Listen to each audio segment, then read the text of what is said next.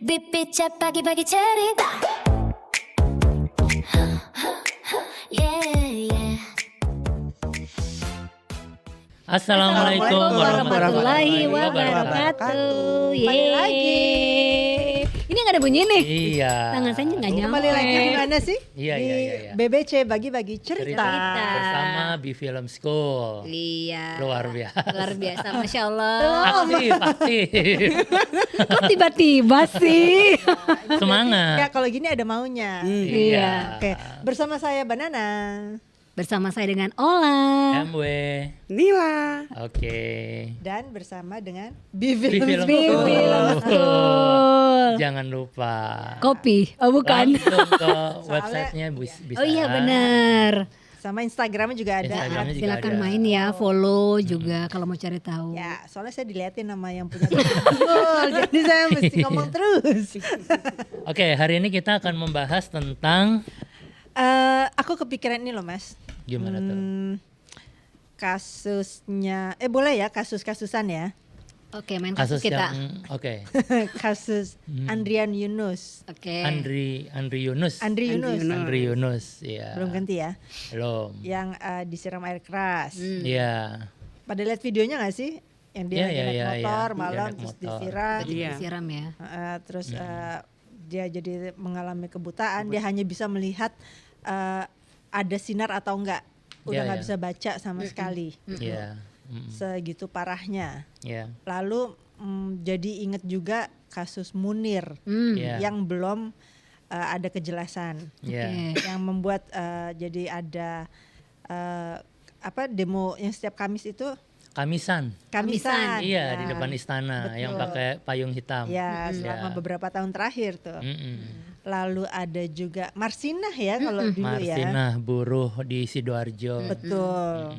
Yang juga nggak jelas statusnya sampai sekarang. Tiba-tiba hilang ya. Betul. Tapi tiba-tiba sekarang jadi museum. Iya kan? Iya. Loh iya diresmiin Iya. kemarin. Iya. Tiba-tiba ada museumnya aja. Museum Marsinah. Iya. Oke. Gitu. Jadi kok miris sih, kok ngenes sih gitu loh. Kalau untuk apapun yang sesuatu kebenaran yang diungkapkan Mm-mm. lalu dihilangkan. Iya. Dan ini berulang. Iya. Iya. Nggak hanya satu kasus, tapi dua kasus. Ini yang terekspos ya. Iya. Kita nggak tahu yang tidak terekspos atau yang dipendam itu. Aku Ada yakin berapa pasti ya? iya, jauh lebih banyak gitu. Mm-mm. Jadi membuatku berpikir apakah memang kita nggak boleh mengungkapkan kebenaran atau kita harus menutupi Kebenaran. apakah itu menjadi satu hal yang tabu untuk dibicarakan, untuk dikemukakan, untuk didiskusikan. Kalau ada masanya dulu kalau kita ngobrolin hal-hal isu-isu yang sensitif itu besoknya hilang gitu ya. Oke. Jangan sampai Jangan gitu. sampai. Gitu. Boleh nggak ini kamera off? Tapi kan Kita kita udah kelihatan. Iya benar. Iya. Tapi kan kita nggak bahas secara yang hilangnya ya, Mbak Nana ya. Enggak. Oke. Kita bahas mengenai kebenarannya ya. Iya, kebenaran kenapa selalu lenyap gitu Iya, ya? Gitu. itu. Oke. Lenyap atau dikamuflasekan sih sebenarnya. Iya, lenyap Iya kan? artinya kan dilenyapkan. Iya. Kayak gitu. Nah, itu yang harus dibedakan. Sumber kebenarannya nggak mungkin lenyap. Betul. Sumber kebenarannya nggak mungkin lenyap. Kenapa? Karena sejatinya itu ada chipnya di dalam diri setiap manusia. Iya. Ada yang namanya hati nurani kan. Ada. Nur itu artinya cahaya. Bukan Jadi- Nuraini ya. Bukan Nuraini. Nah, karena ini cahaya ilahi, artinya setiap manusia itu memiliki potensi untuk sadar diri.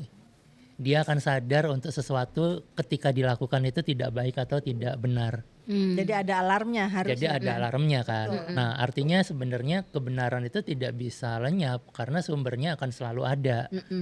Nah, pertanyaannya kenapa kebenaran itu Tiba-tiba. bisa tidak ada? Nah, bisa jadi dihilangkan gitu kan, atau ditutup-tutupi. Nah, menutupi kebenaran, kalau kita relate sama yang lalu, berarti kita sibuk menutupi firman-firmannya Allah kan. Nah, Aku itulah yang jadi ingat sebenarnya kafir. Ya betul, to Iya, cover ya. itu mengcover, menutupi gitu kan. Nah, Bukan cover girl ya, beda ya. iya. Beda. Terus Itu dulu ya. Jadi terkait yang tadi kasus-kasus tadi, Kebenaran ya. kebenarannya itu pasti tetap ada. Cuma pilihan kita nih mau menggunakan apa tidak. Yang pertama. Terus yang kedua, dari rentetan Marsina, Munir, Iya, kemudian apapun kasus ini itu ya. Andri Yunus gitu. Berarti bisa kita lihat bahwa polanya sama dari berapa tahun yang lalu sampai di hari ini. Iya. Berarti kalau kita mau buka Quran, pola ini tetap sama dari zaman Nabi. Sebelum-sebelumnya. Iya, dari kaum-kaum terdahulu. iya betul. Setiap nabi itu pasti ingin dilenyapkan. Kenapa? Karena dia menyampaikan kebenaran yang datangnya dari Allah. Ya, mungkin nanti Mbak Nila bisa baca ayatnya, tapi sebelum Mbak Nila baca ayatnya, mungkin ada satu peristiwa yang melekat dalam benak saya, yaitu peristiwanya Nabi Soleh. Nabi Soleh itu yang mukjizatnya itu kalau nggak salah unta betina. Gimana tuh, Mas? Jadi unta betina ini adalah bukti kebesarannya Allah, tolong dipelihara. Untuk minumnya 1 hari untuk unta itu, nanti 1 hari lagi boleh untuk masyarakat di sana. Oke. Sebagai imbalannya masyarakat di sana boleh minum susu unta ini, gitu ya. Tapi singkat cerita akhirnya unta ini pun dibunuh. Bahkan di dalam Al-Quran itu detail, yang membunuh itu 9 orang. Jadi disebutkan angka 9. Artinya apa? Dari banyaknya masyarakat pada waktu itu, 9 orang inilah yang memiliki pengaruh. Artinya apa? Artinya di dalam satu masyarakat pasti ada segelintir golongan elit, Yang berpengaruh. ya enggak? Yang berpengaruh sehingga dia berani mengambil tindakan untuk menekan kebenaran itu tadi. Bahkan yang lebih detail lagi di Al-Quran yang membuat saya takjub, 9 orang ini sampai merencanakan membunuh Nabi Soleh dan menyiapkan saksi palsu dengan mengatasnamakan Allah bahwa mereka nggak berbuat apa-apa. Coba, itu Al-Quran udah Maksudnya mention itu. Dia bilang demi Allah kayak gitu. Iya, Oh, bukan kami yang melakukan. Nanti kami siapkan saksi-saksi palsu. Pokoknya udah disiapin rencananya. Iya, jadi artinya apa? Secara general, yang namanya kebenaran itu pasti akan disenyapkan secara sistematis. Kalau kita merujuk di kisah Nabi Soleh. tadi. Ya, sekarang saya ngelempar ke Mbak Nila nih. Kira-kira ada ayat apa lagi Kak Nila yang terkait dengan Kebenaran ini ya. tentang kebenaran yang sengaja ditutup-tutupi gitu kan? Silakan. Ada 2 ayat sih ya, An-Nisa 135 sama Al-Baqarah 283. Ya, silakan. Oke, aku bacakan ya. Yang An-Nisa dulu 135. Bismillahirrahmanirrahim. Wahai orang-orang yang beriman, jadilah kamu penegak keadilan dan saksi karena Allah. Walaupun kesaksian itu memberatkan dirimu sendiri, ibu bapakmu atau kerabatmu.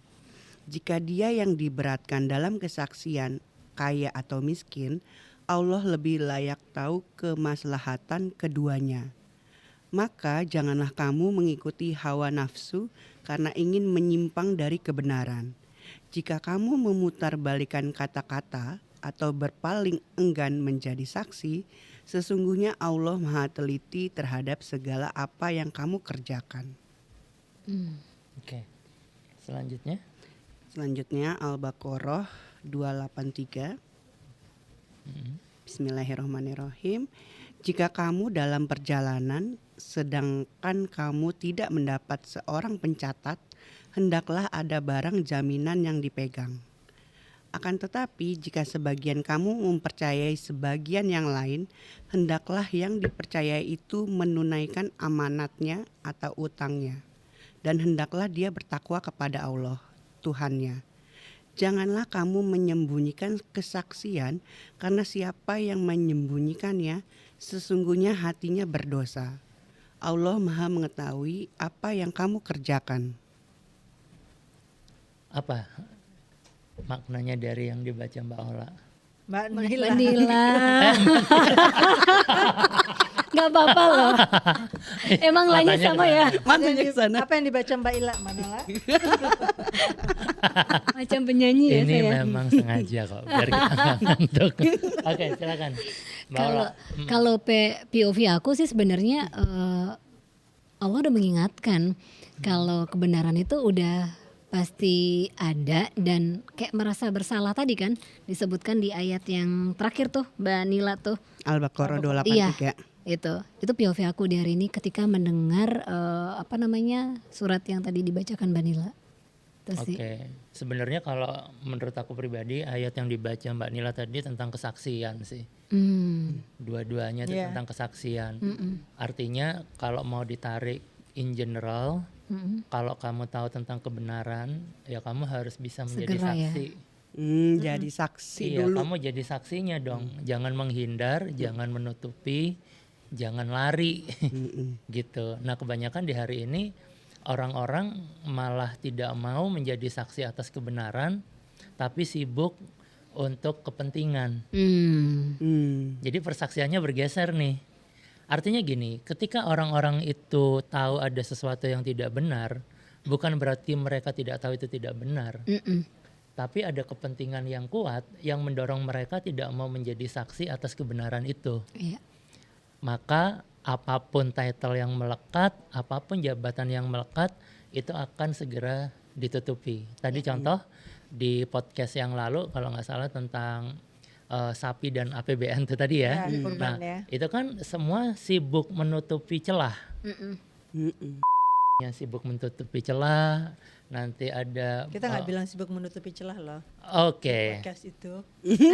Nggak, ini ya ini versinya MW ya, nggak apa-apa ya, gitu. Dan nggak tahu nanti kalau ini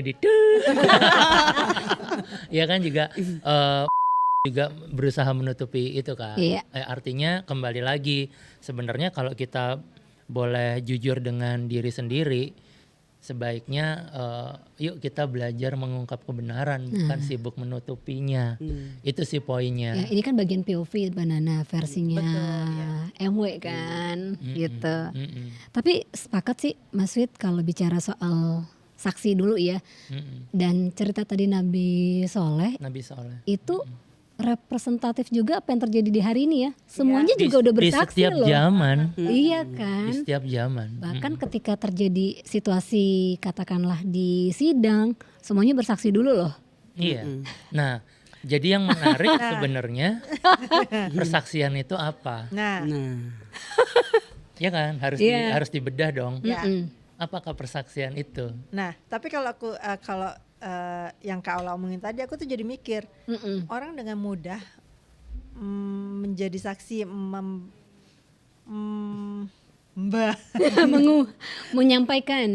menyampaikan persaksiannya semudah itu, padahal yang dia sampaikan juga tidak benar, dia menutupi sesuatu, tapi mudah, enteng gitu. Mengingatkan pada Allah bisa karena biasa. Karena kalau kita, iya kan, Iya, kita iya. awalnya kita ragu-ragu, Karena udah cukup sering kayaknya tapi ya. akhirnya lama-lama jadi baal nih. Akhirnya persaksian palsu ini menjadi hal yang normal, Iya. biasa. Tergantung kepentingan. Iya, balik lagi di situ. Mm-mm. Nah, ini ada data menarik nih, sahabat, terkait dengan statistik ya. Mm-mm. Statistik pengaduan dari Komnas HAM RI, kita ngomongin di tahun 2019. Mm-mm. Ini ada jumlah pengaduan kurang lebih sekitar 4.778 Mm-mm. kasus pengaduan. Mm-mm. Apapun ya, semua. Iya, semuanya masuk di situ terkait dengan kebenaran ini ya. Mm-mm. Kemudian tahun 2020 meningkat di Awalnya berapa tadi? 4.778. Maksudnya terkait tentang kebenarannya bagaimana? Maksudnya adalah ini tentunya pengaduan dibedah lagi, biasanya meliputi pengaduan kepada kepolisian, pemerintah daerah, korporasi, lembaga peradilan, dimasukkan semua di situ dalam kasus Oke. pengaduan. Mm-mm. Seperti itu. Kemudian kita ke tahun 2020 ya. Mm-mm. Ini meningkat nih Mbak Nana. Di 6.522 kasus pengaduan dan ini di layanan terdata. Kemudian di tahun 2021 lucu nih datanya. Angkanya bertambah menjadi 5.387 pengaduan. Tadinya Berkurang dong. Berkurang. Bukan bukan bertambah. Iya. Kemudian di tahun 2022 4.300 Turun dong. Iya, Turun. 4.371 pengaduan. Oke. Nah, kita ngomongin tren ya. Heeh. Di 2023 4.123 Turun lagi. pengaduan. Oke. Gitu. Ini data tahun 2024 katanya data penuh tahunan belum seluruhnya dipublikasikan. Oke. Oke, secara final nasional. Jadi belum ada angkanya. Iya. Berarti tahun 2025 dan 2026 belum 2026 sedang berjalan. iya sedang berjalan. Belum ada datanya. Mm-mm. Nah, ini kan kalau ngomongin tren menurun. Menurun. Harusnya sifatnya menurun kan berarti terjadi Perbaikan. iya, Iya kan? itu. Iya. Ternyata tidak equal. Itu sama seperti kalau kamu bilang Mm-mm. kenapa di Indonesia yang notabene muslim harusnya mengenal Quran, harusnya indeks korupsi bisa ditekan. Nah, Kenapa nggak equal? Gitu kan? Iya. Artinya bisa jadi memang Qurannya nggak dipakai gitu ya, atau data-data ini memang tidak sesuai antara data dan realitas. Bisa nggak terjadi? Bisa, sangat bisa bahkan. Iya, iya. Kenapa? Karena data itu dikolek dari orang yang aware, yang Iya. memang mau menginput data ke sana kan, Betul. Dan juga yang melapor dong. yang melapor. Nah artinya bisa jadi banyak yang nggak melapor. Bisa jadi. Iya, makanya terjadi kesenjangan antara data dengan realitas. Itu kalau menurut saya di situ. Oke. Tapi kan balik lagi nih Mas, Islam kan menekankan yang namanya apa ya tadi seperti persaksian ya. Oke, persaksian mungkin di lain waktu ya. Oke. Durasi soalnya. Durasi Intinya ya. persaksian itu kita ini diciptakan Allah, ya kuncinya disuruh bersyahadat. Syahadat itu kan artinya persaksian. Artinya apapun dinamika hidup yang dihadirkan, kita disuruh menjadi saksi, tapi jangan lepas dari Allahnya. Makanya asyhadu alla ilaha illallah. Apapun dinamikanya, tetap Allah yang menjadi pegangannya. Terus bagaimana cara menyikapi dinamika hidup itu? Ikuti cara Rasulnya. Wa asyhadu anna Muhammadar Rasulullah. Ya makanya kita disuruh bersyahadat. Jutlaknya ya. Iya, jutlaknya seperti itu. Makanya kalimat syahadat itu bukan aku percaya Allah. Enggak seperti itu. Iya. Tapi aku bersaksi tiada Tuhan selain Allah. Iya. Dengan berbagai macam dinamika hidup yang ada ini, Iya. Allahnya nggak lepas. Itu kira-kira menjadi saksi. Tapi kalau menurut data yang Kak Ola baca, kalau memang Terjadi tren penurunan ya. trennya penurunan begitu, ya which is good, anggap aja Iya. itu nilai Berita baik positif ya. Oke. Gitu aja. Di luar urusan yang tidak melaporkan jauh lebih baik kita nggak tahu. Iya. Tapi Iya. lebih baik kita pegang yang ada ini. Kayak kita mau husnuzon aja nih. Iya, benar sih. Enggak. Tambahin aja nih. Oh gue. iya, tapi aku juga bisa bantah itu sebenarnya. Oh, kenapa tuh yang mana nih? Misalnya, Heeh. berarti statementnya bisa seperti ini. Ya nggak apa-apa juga, yang penting umat Islamnya banyak. Tapi kalau nggak berquran bagaimana? Ya. Artinya kan ini kita ngomong indikator Iya. antara data dan realitas. Dan kebetulan bahasanya kebenaran ya. Iya, gitu. Nah, akhirnya kuncinya apakah kitab suci kita udah bisa menjadi petunjuk buat diri kita. Itu. Makanya kalimat dari para nabi nih sebelum dia melepaskan kaumnya, sebelum diazab sama Allah cuma satu. Aku berlepas diri dari apa yang kamu yakini. Iya. Karena mereka udah Karena give ya, up para nabinya. Kalau kamu masih di situ, Ya udah ya sih udah ya. kamu pakai aturanmu, ya aku pakai aturan yang datangnya dari Allah. Itu bentuk give up sebenarnya. Itu. Oke. Tapi Mas Fit nggak give up kan? Enggak, insya Allah. Insya Allah selama masih ada titik terang. nabi aja bisa menyerah loh. Iya. Iya. Tapi lain waktu aja. Terpanjang. Kayaknya banyak ya. mau Iya diomongin udah ya. ntar kebanyakan.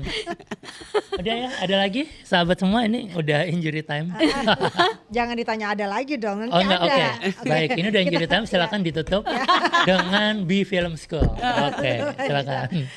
Oh, sebelum kita nutup, terima kasih supportnya luar biasa kepada B Film School. Yeay, sepi banget ini dari tadi. Iya, ini nggak dimainin nih. Kalau mau cek apa sih B Film School itu, cek Instagram mereka @bfilmschool. Ya di Instagram itu. Ya di Nggak pakai @ Bisa main ya ke Instagram, nanti Dilihat, disematkan. dilihat. Salah-salah ntar dimatiin. Pokoknya ya apapun yang kalian mau tahu tentang B Film School, cek Instagram mereka. Apapun yang kalian mau tahu tentang Titik Terang juga bisa cek ke @my_titikterang Iya. sama www.mytitikterang.com. Di situ lengkap semuanya. Tapi ini keren nih, aku buka kan Instagramnya B Film School. Apa tuh? Dia punya tagline, jalur cepat jadikan kamu orang film. Yeay. Keren. Jalur cepat jadikan kamu orang film tanpa Iya. orang dalam. Ah, Karena harus belajar, harus punya setuju. skill. Iya. Belajar kebenaran. Nggak bisa Iya, modal nggak bisa koreksi singkat. ordal. Nggak Iya. bisa proses. Semuanya harus berproses. Balik lagi syahadat dong. Yoi. Oke. Kita tutup aja. Yuk kita Terima tutup kasih yuk. sahabat semua. Saya MW pamit. Saya Nana pamit. Dan saya Ola pamit. Dan Nila. Assalamualaikum warahmatullahi wabarakatuh.